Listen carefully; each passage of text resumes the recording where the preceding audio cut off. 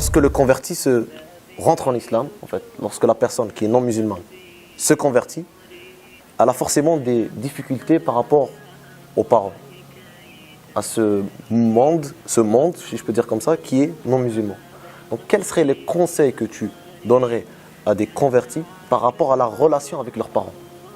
Déjà de ne pas oublier de réconforter leurs parents et de leur dire qu'ils sont les mêmes personnes. Je m'appelle Eric, je me suis converti à l'islam, je suis encore Eric. La même personne que ma maman, Michel, a élevé, qu'elle a pris dans ses bras, dont elle a changé le popotin lorsqu'il était petit et à qui elle a mis des fessées quand il a fait des bêtises. Ça, c'est très important.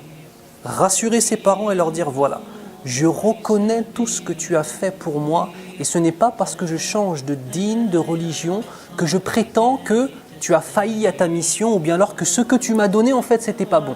L'éducation que tes parents t'ont donnée sont un trésor. Et c'est ce trésor qui t'a amené à l'islam. Faire comprendre à tes parents que ce qu'ils t'ont inculqué de moralité, de droiture, de bien, t'a amené à l'islam. Autre élément, se rappeler de l'importance des parents dans toutes les religions monothéistes. D'une façon générale, il faut dire la vérité, spécifiquement dans l'islam. C'est-à-dire que tu es là grâce au fait que tes parents t'ont donné la vie. Ils t'ont offert l'existence. Quelle sera donc la seule façon que tu pourras avoir de les remercier de cela? C'est aussi de leur offrir la vie. Comment tu offres la vie à tes parents? En donnant la vie à leur foi et à leur cœur par le biais de l'islam. Ça veut dire que toi, si tu veux réellement remercier tes parents, il faut que tu aies comme souci de leur transmettre cette vérité. Encore faut-il être un bon support pour cette vérité.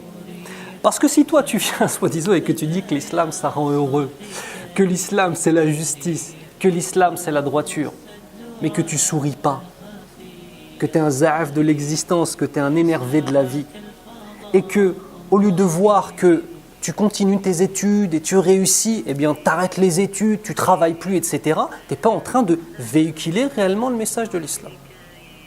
Donc il faut être un support qui soit digne de ce message lumineux qui est l'islam. Ça, c'est important.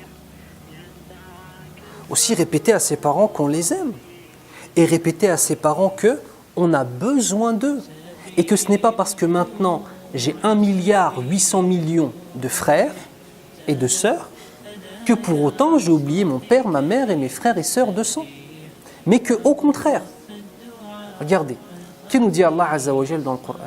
Bismillah ar-Rahman ar-Rahim. Ya ayyuhalladhina amanu, qu anfusakum wa ahlikum nar. Oh, vous les porteurs de la foi. C'est un honneur. Tu portes cette foi musulmane. Préservez vos propres âmes de l'enfer. Première des choses, toi-même. Se converti ou se non-converti, peu importe, non-converti. Il y a nous et il y a vous. Converti ou pas converti, peu importe, il doit d'abord se construire lui-même. Wa ahlikum nar. Puis ensuite, dans une deuxième étape, ta famille. C'est-à-dire, il faut vraiment avoir ce souci de transmission. Et dans la transmission, je vais finir là-dessus sur le conseil, dans la transmission, c'est important d'avoir le juste milieu. Vous vous rappelez l'image de la pièce dans laquelle on vivait dans l'obscurité et la lumière. Souvent, les convertis font une erreur, c'est qu'ensuite, ils parlent que d'islam. Mais les gens qui sont autour de toi ne sont peut-être pas prêts à recevoir ce message d'une façon si intense. Ou bien alors au contraire, non, moi de toute façon je ne parle pas d'islam parce que c'est un sujet de tension. Et il passe 10 ans à ne jamais parler d'islam à sa famille, à son père, à sa mère, à ses frères, à ses sœurs. Et ce qu'il faut en fait, c'est réussir à obtenir un juste milieu.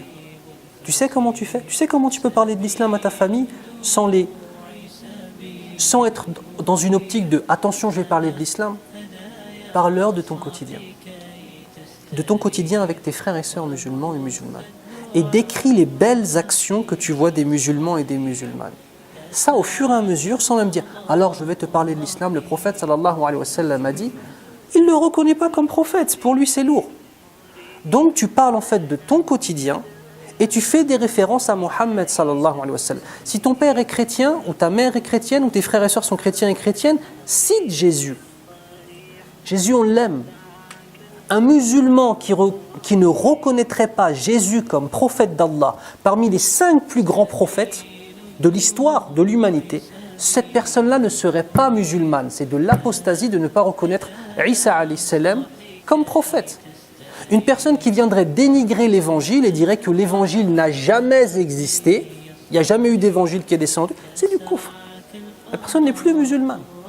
Donc montrer ce lien, et peut-être pour finir, si les parents sont chrétiens, dire, eh bien Moïse est le dernier à avoir porté, enfin parmi les derniers, c'est pas le dernier du tout, c'est le porteur de la Torah, avec Daoud alayhi salam, avec David, avec Suleiman, Salomon, ils ont porté le message du judaïsme, et quand Jésus est venu, qu'est-ce qu'il a fait? Il n'a pas nié tout ce qu'il y avait avant, mais il a simplement corrigé un certain nombre d'éléments qui avaient été falsifiés, et il a ramené plus d'amour dans le message. Et dire, eh bien, de la même façon que Jésus est venu compléter la religion de Moïse, eh bien, Mohammed vient compléter la religion de Isa alayhi salam. Et rappeler à une personne chrétienne que les seuls dans le monde à reconnaître Jésus comme prophète, c'est qui? Avec les chrétiens, bien sûr, c'est les musulmans.